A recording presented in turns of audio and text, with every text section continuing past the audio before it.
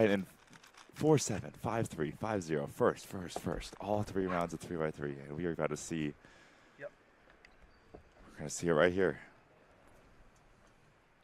Max taking a look at what seems to be blue this solve. 8.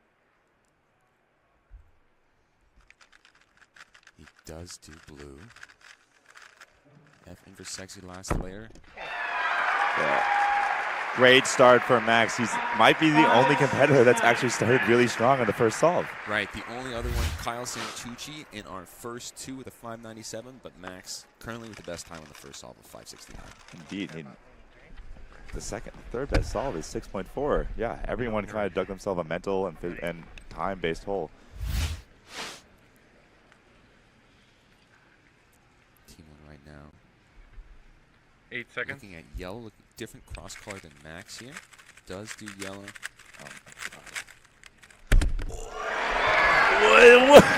The kid is so good. He made a mistake. He had made a huge mistake and got a 4.9. Locking up on the last 2 turns of that solve, still with the 4.92. An incredible solution from Timon right here. Flawless execution. Does the U-Prim plus U2 and locks up on that last U. North American Championship perspective. 4.92 is exactly what you want. He's well in front. Yeah, literally a flawless solve except for that one mistake. Yeah. 8. Max right now looking at blue again.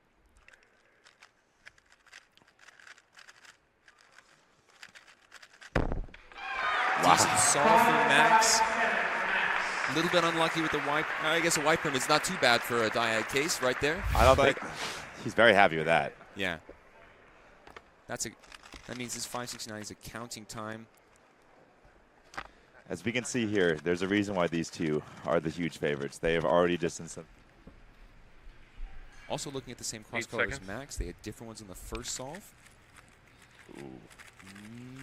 Little hard with the D moves for Timon right there. Bringing it back. Oh my god. 8-9-4. It's going to widen the range for Timon quite a bit. Indeed. I would say the joke is that you get a really good solve, you get a really bad solve, you have a Mina 3 coming up, but we know Timon can get another solve under 4.9. Absolutely. He's shown it so far with that first time, even with the slight mishap. And there are some decent scrambles coming up ahead. 8. Really mastering all the fundamentals of cubing and executing them 12. to the highest degree.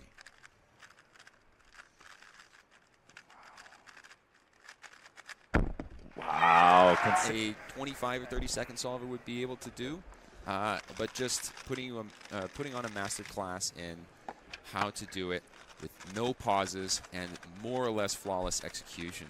He has a chance to lock up, and I have a feeling he's going to do it. Yeah, anything essentially under a 7-second solve, and he's going to be 8 seconds. He's going to be North American champion. The real question is, can he beat Timon? Timon on the exact opposite side of the spectrum, an incredibly sophisticated solve. You can see him doing lots of D moves during that solve, which means he's doing what's called pseudo slotting, aka doing F2L pairs with the edge and the corner from different colors, but still solving 2 pieces at a time. Also benefiting from a very fortunate last layer right there. That is not a bad OLL if you can changing cross color. 8. Changing to red, it looks like, or potentially blue. Does do red. Oh my. Like you said, Keaton, red is quite easy. That is more or less my favorite time to get on a 3x3. Max with an incredible solution right here, and it didn't look like he had a very good last layer case. If I saw that correctly, he had an end perm. Also, the big story right now, Max Park is your North American champion. It is guaranteed. His worst possible average is 5. Lowered even further. Yeah, the race versus Timon is still on. Timon also looking at red in this case. Oh my. It is guaranteed because Timon's best possible is 4.8 and worst possible is 6.3. And no matter what, Max Park is going to have a mid-5 average, which means it all depends on Timon's last solve. Production, can we please make sure to have a quick response fast? Of course, you can always make it harder for Timon with a Absolutely. better solve. 8.